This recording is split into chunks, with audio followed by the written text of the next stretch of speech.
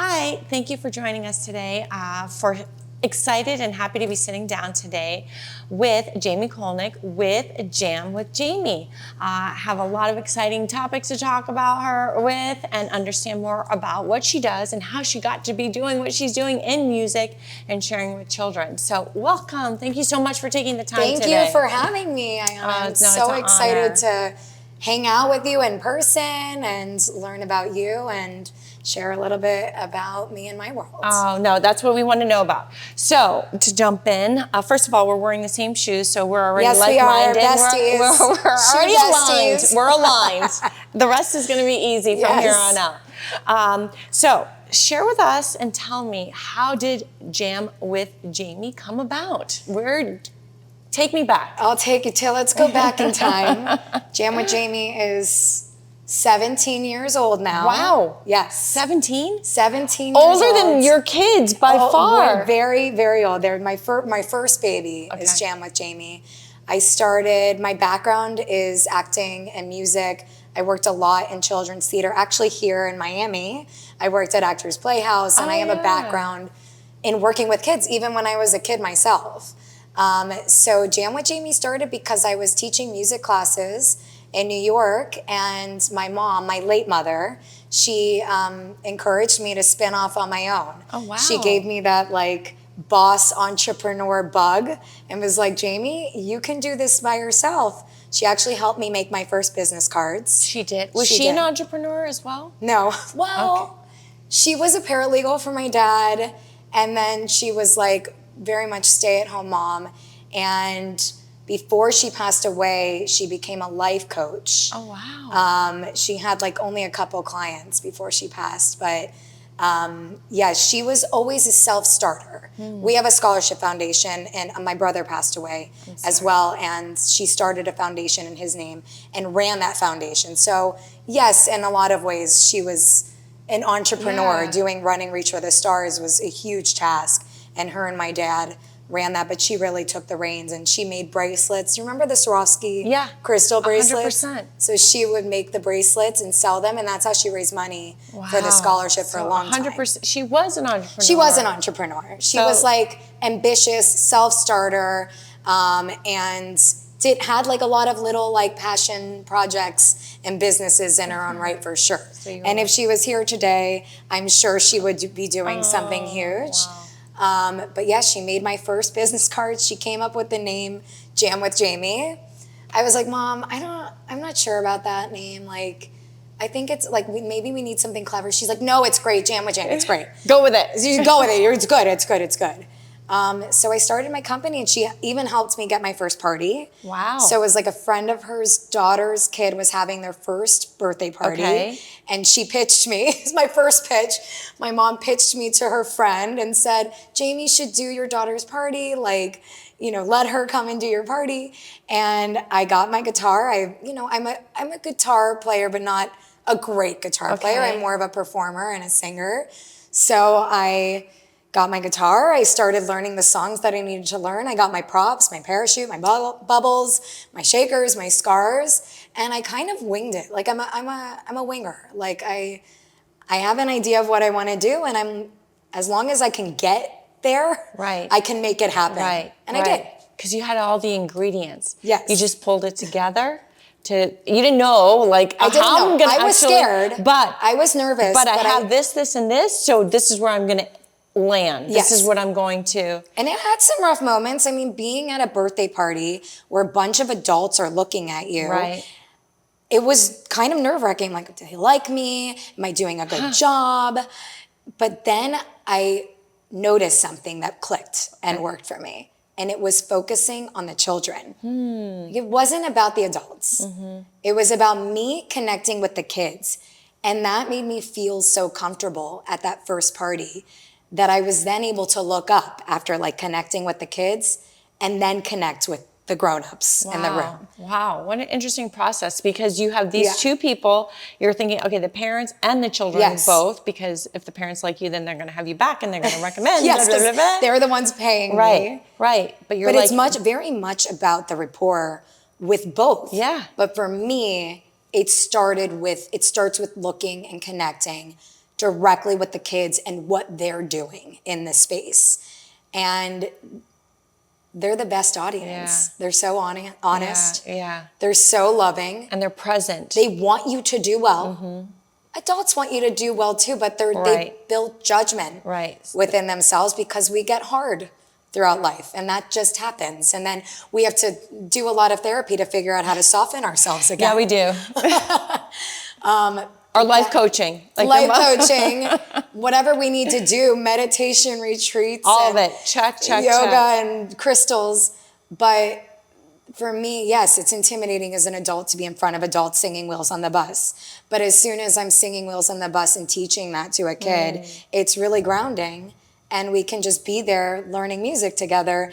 And then you look up at the adults and they're smiling and they're happy and they're just so excited for you to be there. And then I was able to like settle in and I'm like, I'm good at this.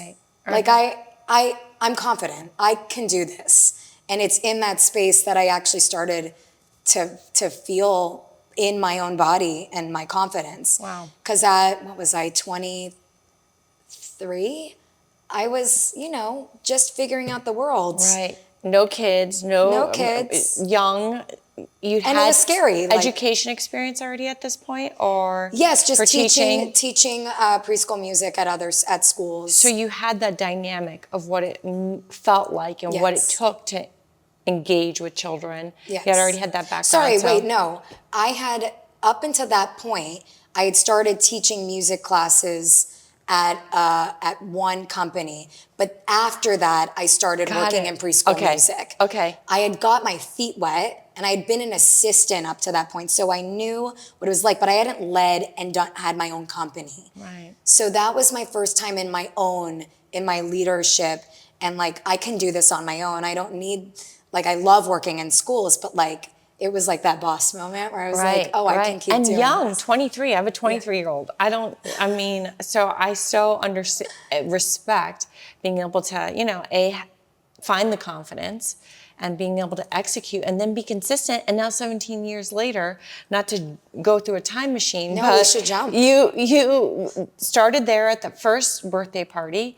And I'm sure there has been an evolution to this. It has to be over 17 years, not only personally in your dynamic, and I'm sorry to hear of your loss. It sounds of your brother, your mother, and my father, and your dad. Yes. So a lot of loss you have experienced. In a 10-year span. Wow. Leading up to about 25, I lost all three of them. So, my mom died about a year after that party. A year? About a year after. So she was with me to start it and kind of get me going. And I remember at the hospital at the end of her life, she said, Jaime, one day you're going to be doing parties for celebrities. And I'm like, Mom, you're on a lot of drugs. Like simmer down. We joke about a lot of things. Even in death. Yeah.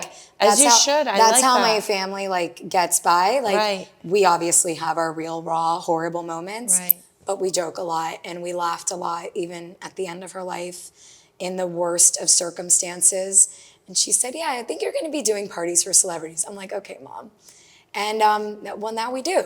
So and now she predicted it and she put it out there for you. And she believed in me. Right. And I think having someone that really believes in you at that age and up until that age, it instilled even more confidence in myself. I had to learn that confidence on my own as well, especially with losses, challenges of work, putting yourself out there and being rejected. Right. I mean, the amount of times I've been rejected, even now, it's fuel. Right. Now it's fuel. It's still hard, but it's fuel.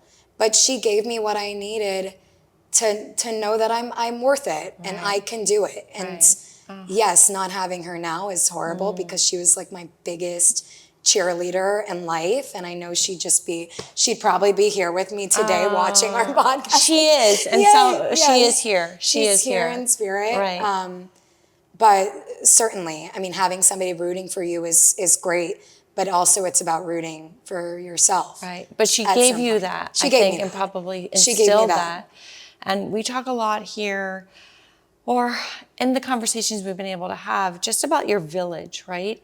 And she was such a strong foundation in your initial village. It didn't just start, at 23 and supporting you. She gave you all those ingredients as she was raising you as her daughter, and she as your mother. You saw all these things, the paralegal.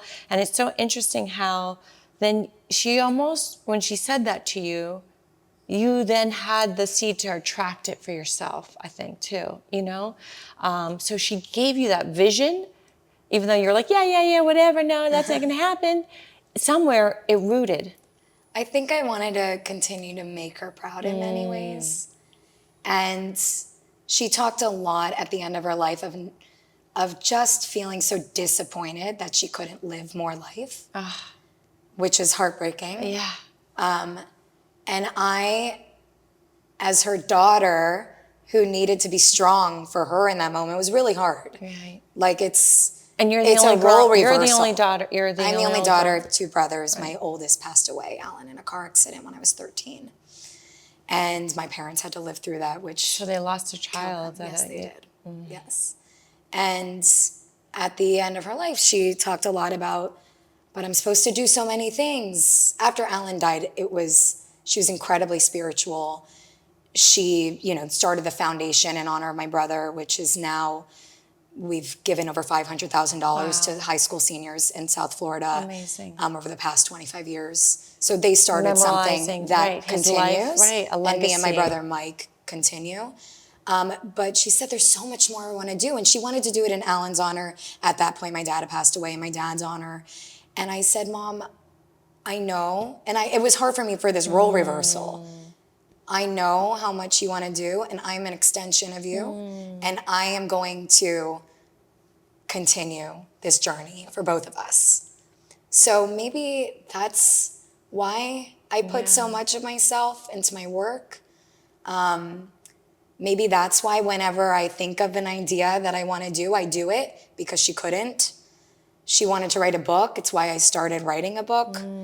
I haven't finished it, but I started it. You will. I think I needed to live more life. You're right. I'm 40 now, and... Oh, you're young. Yeah, we're young. We're young.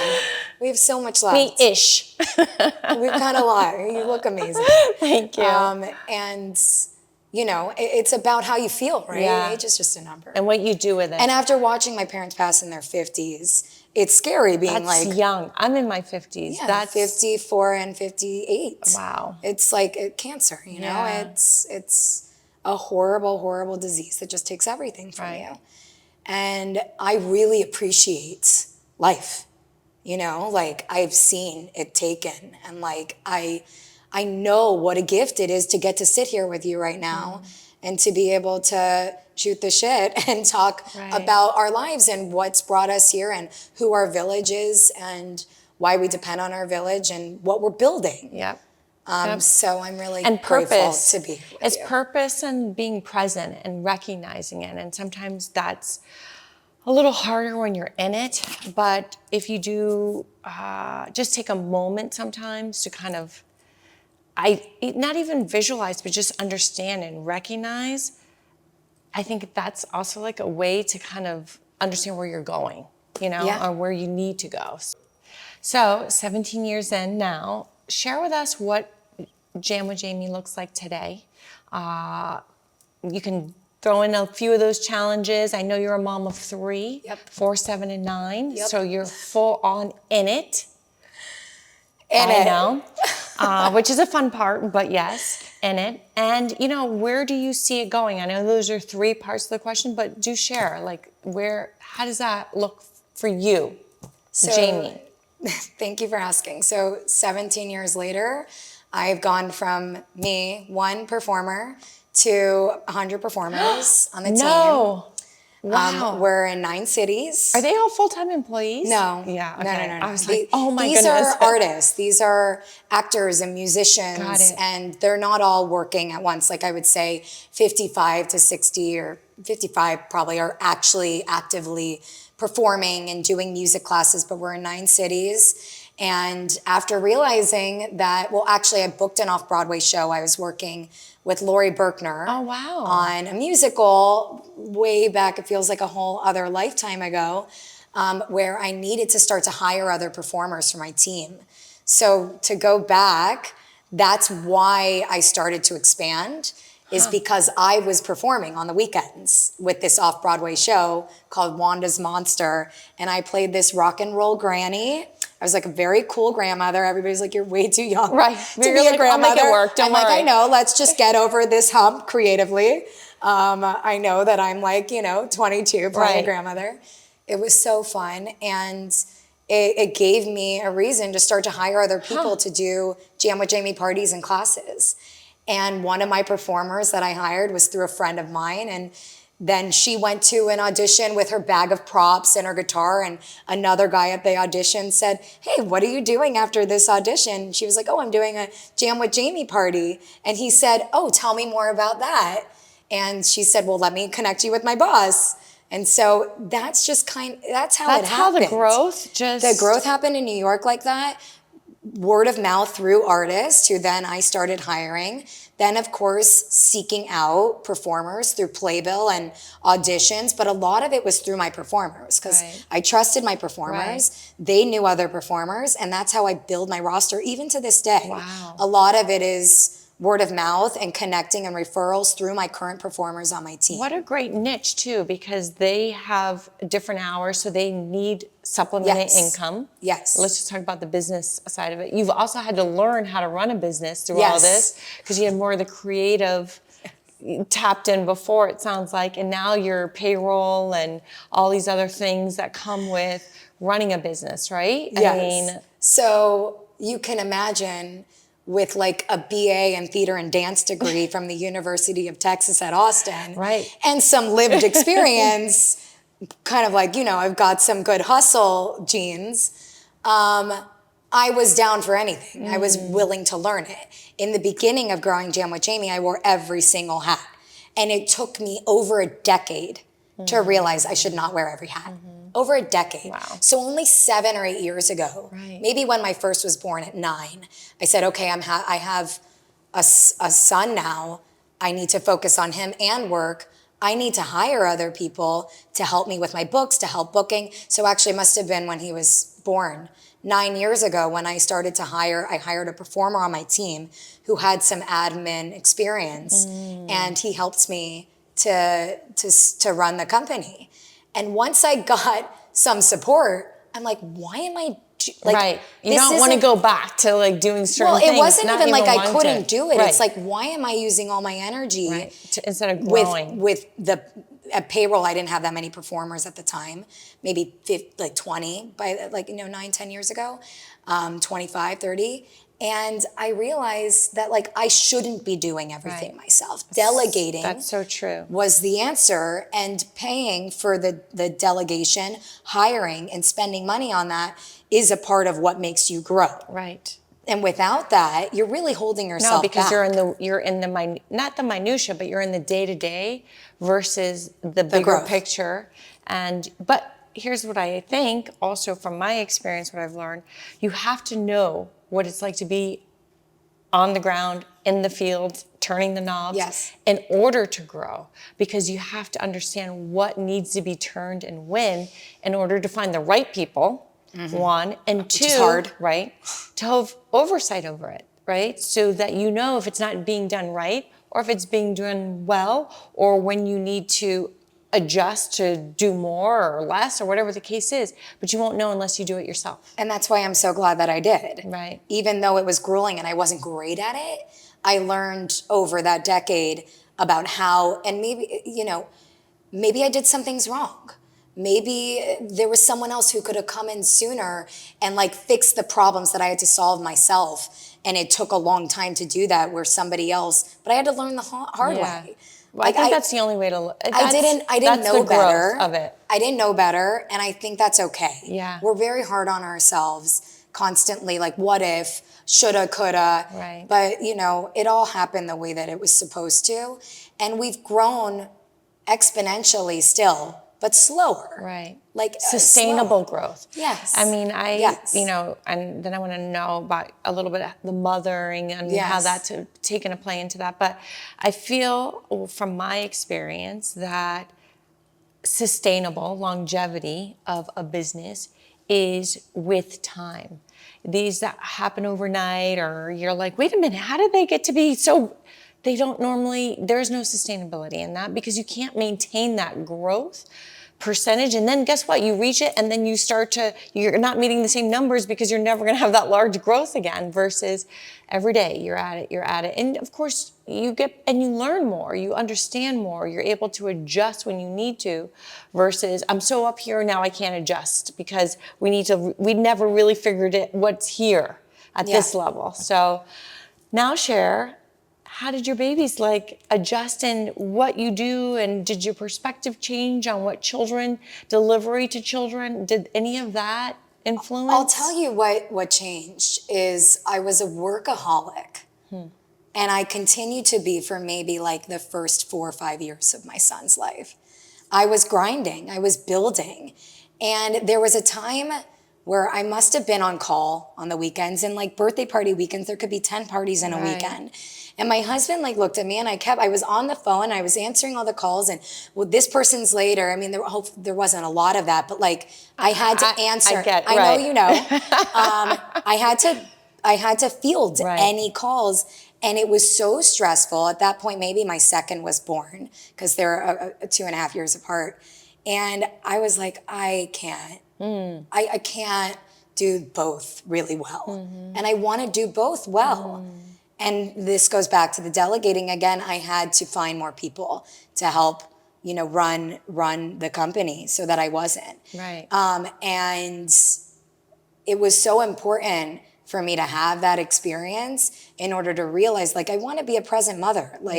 I really want to be there for them and to be there after school, but I also love having caregivers and support and help and your team. My parents have passed. I've hired nannies since my youngest was born. My oldest was born, for the past 9 years. Now they're in full-time school. So it's a different dynamic and different needs. Totally. But I'm usually the one picking them up from school. I have some help after school so that I can do both. And I think I do both well because of that support too. Right. And I figured out this balance, but really, let's be honest, it's a shit show.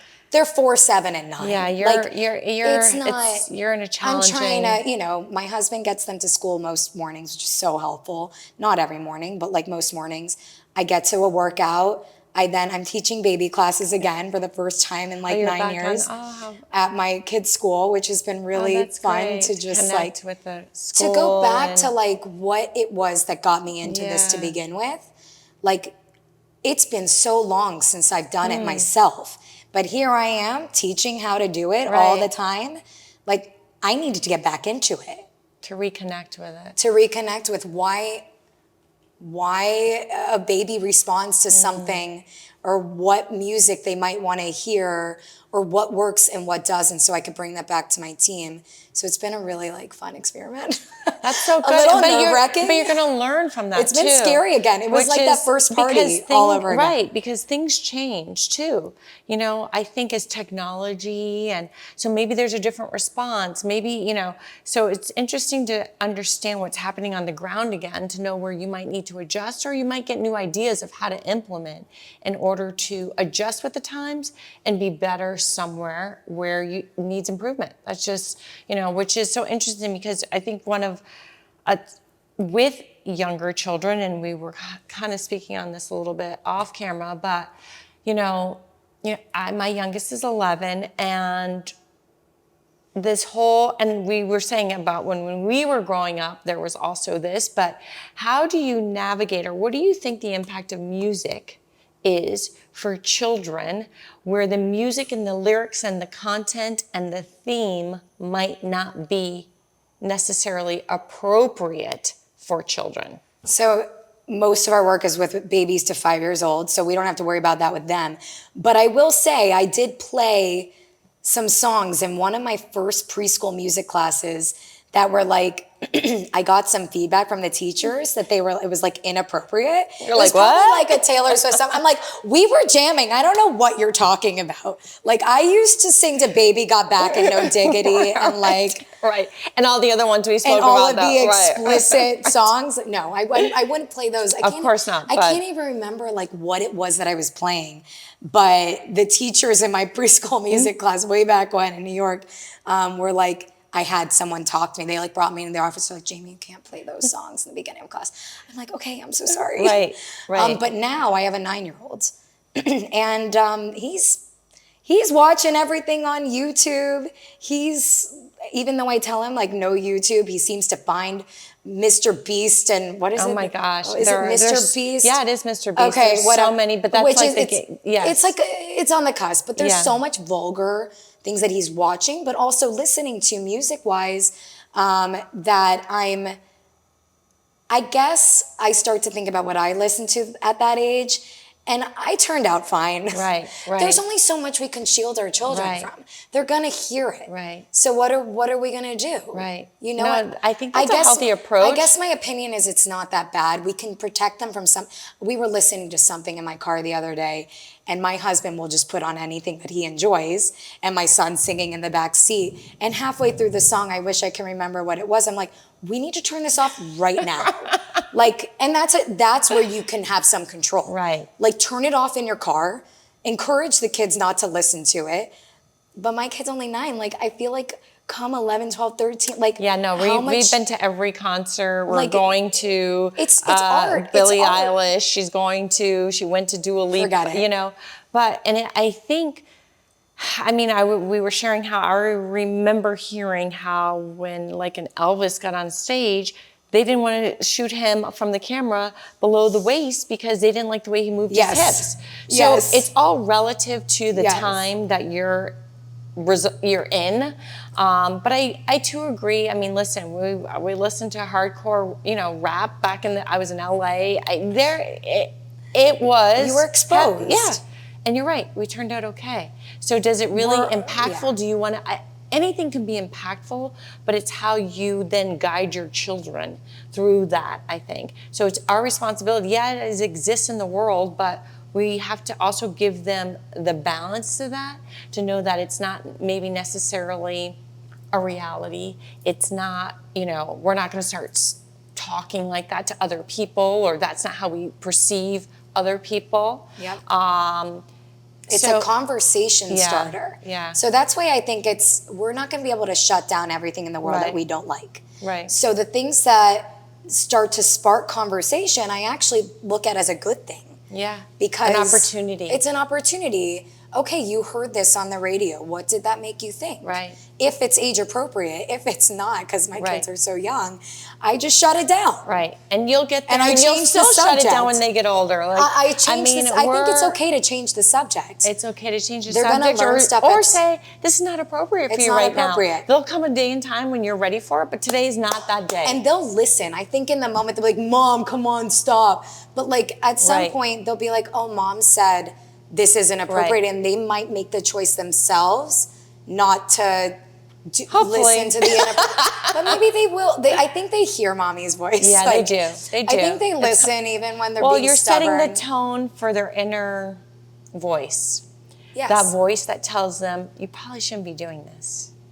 You know better, right? Yes. And so for me, after 3, the oldest being 23, I think that's always been my, if you had them write down what does mom say all the time, this would be one of it. What does your inner voice tell you? Because I'm not going to always be there. So tap in, know that it exists, because 100% of the time, if you really listen to it, it's going to tell you, you should not be here right now. You need to leave. You need to call home. You need to call somebody or adjust. Absolutely. So really giving them this is an opportunity to give them those guidelines, to listen to their inner voice, to make those decisions. And if you're going to make the decision, know that you're going to have consequences. I don't know what those consequences are going to be. They have to learn that. But you're going to have to figure it out. And that's like an opportunity as well. 100%. So let's go listen to all the music and yeah, I mean, think of it again about what we were exposed to. Right. They're gonna hear it all. But yes, as of right now, I will be turning anything off in my car that has, illicit, horrible language. Part of the English language. Jaime, why children? Why children? Is your passion coming through children? Well, we were all once kids. Good starting. And we looked up to the people who taught us. I mean, we were impacted from an early age. Maybe we can't remember when we were 3, 4, 5, but I remember my first music teacher. And I remember my first music experience at one of my birthday parties. And it stayed with me. I said, I want to be like that. Seriously. I looked up and I was watching theater at the time too. And I would look on the stage and I'd be like, I want to do that. I want to perform.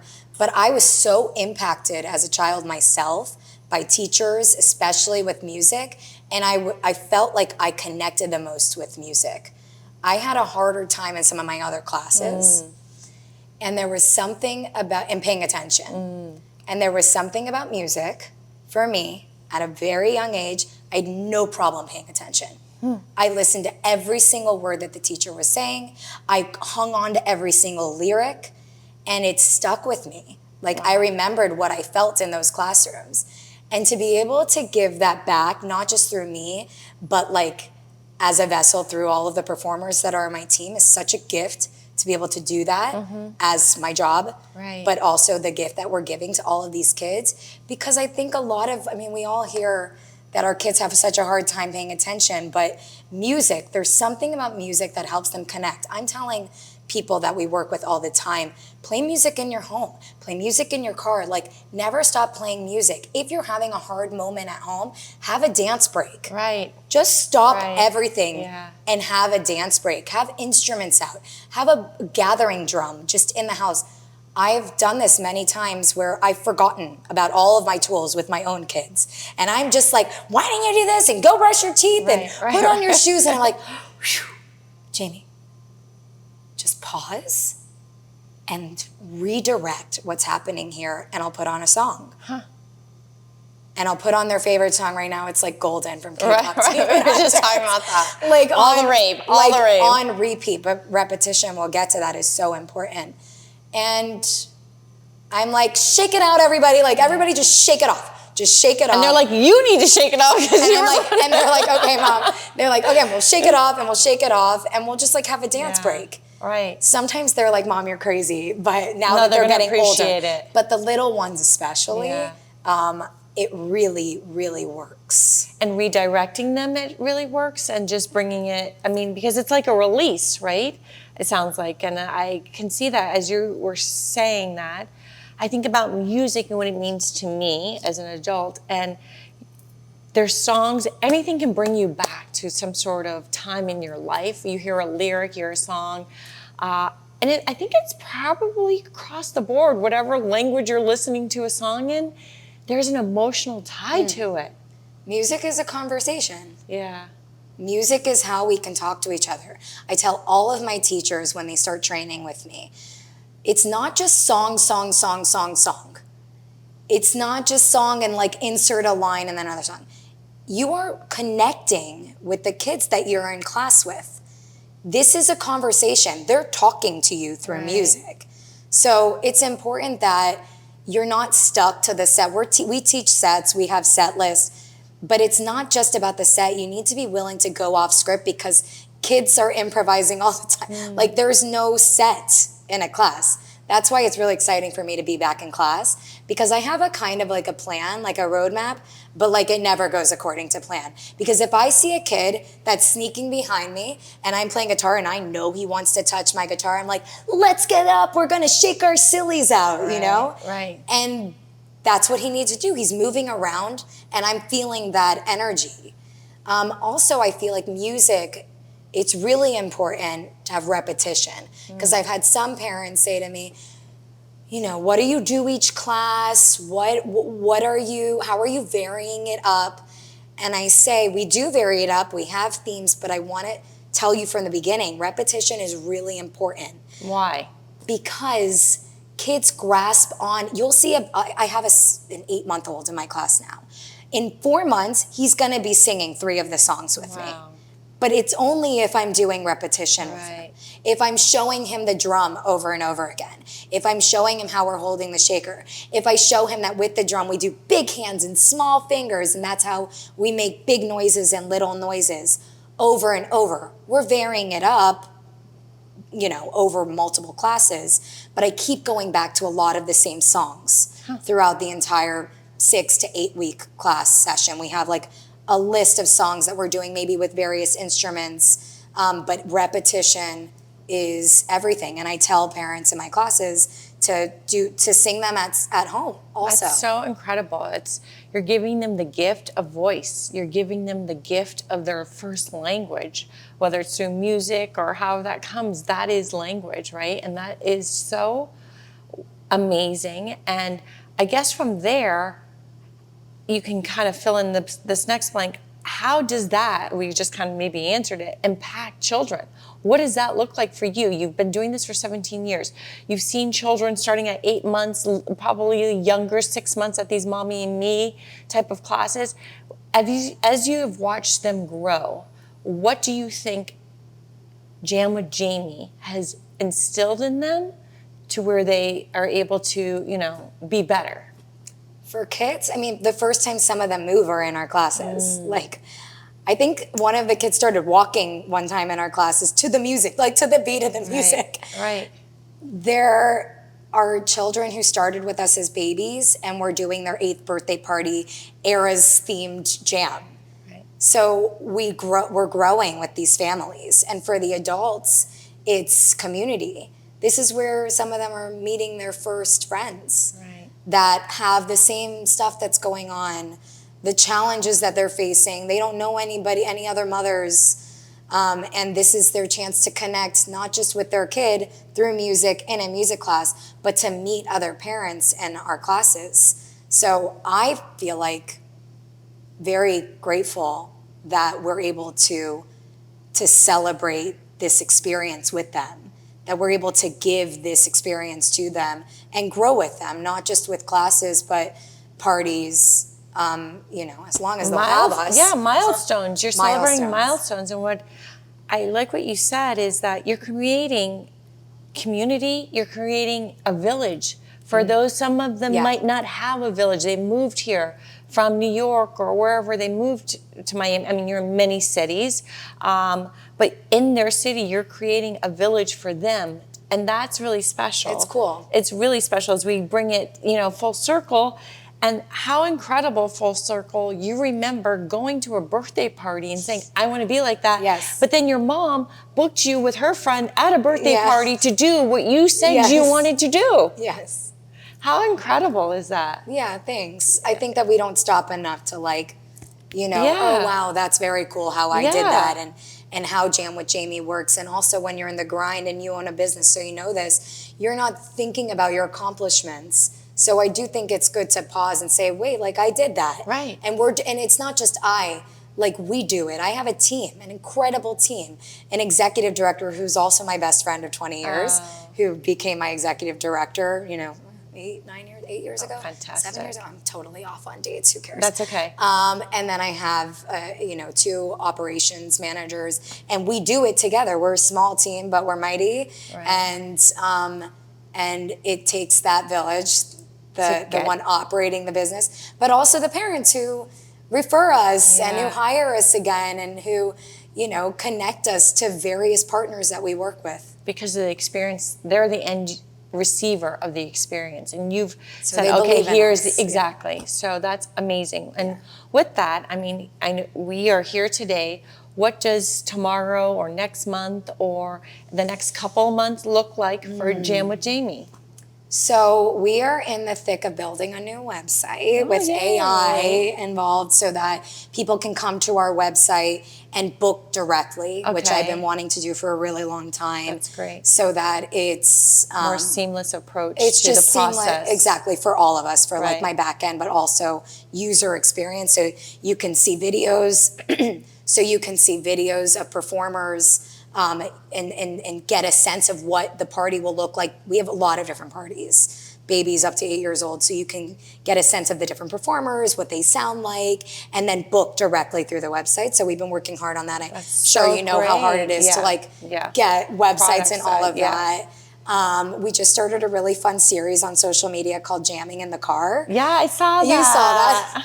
So it's like that. horrible karaoke, but we're calling it Jamming in the Car. But it's so good because that's the time as moms, I want to hear more, but that's quality time. Yes. And you said, I just put on music to kind of decompress or reset the tone. In the car, you're dropping them off to school. You're picking them up from school. What an amazing time to create an experience for everybody in that 20 minutes of traffic or 30 minutes, or it's getting worse in Miami. But you can make the best out of it. It's like my podcast. I'm excited to interview people in the car and then sing with them too. But right now it's just my performers. So it's a chance for all of the people who have my performers at parties to see them a little bit more. And the dynamic obviously is so fun with all of the performers on our team. And then we're going into our 3rd year of Little Jam Fest, which is a family music festival in Miami. I love festivals. So this is like your Coachella, right? I'm on Lollapalooza for kids. What's the age group? Because my youngest is really ready for Coachella. She thinks so. Babies up to 8. That's our niche. So really, it's for the whole family. Right. Like 9, 10, 11, 12-year-old can come. Last year we had a partnership with the Miami Heat, and my 9-year-old spent all of his time on the basketball court that we built out. Fantastic. Wilson and the Miami Heat team together to make a basketball court and have the junior Miami Heat coaches come out and train the kids. What a great experience. Super fun. But for this year, it's really about music. It's going back to the root of Jam with Jaime, the core. It's about community. It's about coming together with families in South Florida, where I'm from. So it means a lot to me as a Miami native to have this experience here in Miami. Maybe someday it'll be in other places, but for now, we're starting the roots, and I'm back in the grind every single day again. I love it. Because I'm gonna have to learn the hard way, but hopefully quicker. No, but how to delegate. You know now. But I have to get my hands dirty to know what works and what doesn't. And the last 2 years have been dirty. Right. It's been great. The experience for people who've come have loved it, but it's been hard. It's had its challenges, figuring out margins and budget and how to keep this going, getting the city of Miami involved. Right. We're now, we just got approved as, with a fiscal sponsorship through the Miami Foundation. Oh, that's fantastic. So now we can. Congratulations. Thank you. I'm so excited. You should be. Reach for the Stars Foundation is run through Miami Foundation. Oh, your non-for-profit. My non-for-profit. And so we have a good relationship with them, and it allows Jam with Jaime. We've done so much nonprofit work over the past 17 years, working with various charities and offering complimentary entertainment where needed. And now it gives us, we're going to fundraise to be able to continue to do this at an even higher level and allow our partners to be able to come in through our nonprofit sector at Little Jam Fest. That's so great. Well, I'm so excited for all of your success. I mean, Thank you. We said your mom was here. Your mom, I know, would be so proud of you. Thank and you. You should be so proud because you were just continuing to grow and passion. You're just incredible. So thank you so much for sharing so much with us today.